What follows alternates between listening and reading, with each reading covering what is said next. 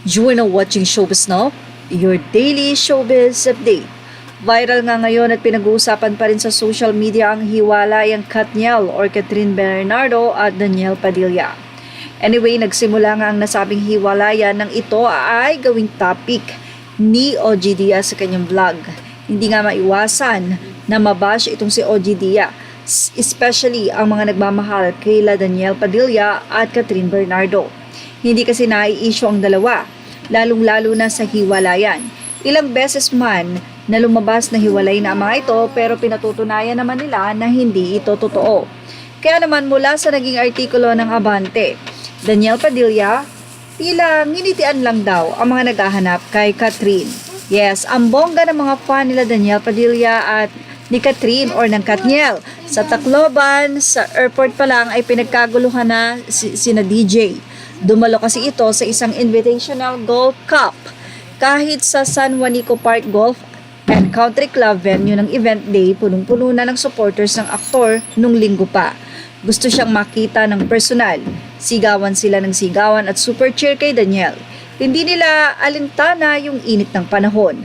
Marami rin ang super tanong kay DJ about Kat na sinasagot naman nito at nginingitian ng bonggang-bongga.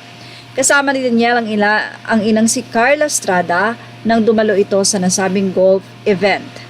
And well, ilang mga netizen ang naniniwala na tila may problema na nga sa relasyon nila Danielle Padilla at Catherine Bernardo.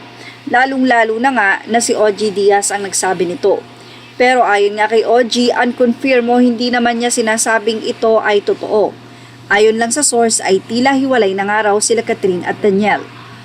Well, ilang mga netizen ang di umano ay nainis sa mga update na ito ni OG Diaz. Lalong-lalo na nga ang Katniel na napaka-solid sa pagmamahal kayla Danielle at kayla Catherine. Naibalita din natin dito sa Showbiz Snap na nagbahagi itong si Catherine Bernardo ng kanyang pamamasyal at doon sa comment section ay makikita ang kapatid ni Danielle na si Mag na nag-comment at nagpasalamat sa dalaga. Isang patunay na intact at strong na strong ang relasyon nila Catherine at Danielle. Tila hindi na nga lang pinapatulan na magkasintahan ang anumang issue na pilit silang pinaghihiwalay. Anyway, tingnan na lang natin kung may masasay ba dito si Catherine o mananatili silang tahimik dahil alam naman nila na walang katotohanan ang mga balitang ito na lumalabas. Yan ang ating Showbiz Snap update. Images are all credit to the rightful owners and thank you for watching Showbiz Snap.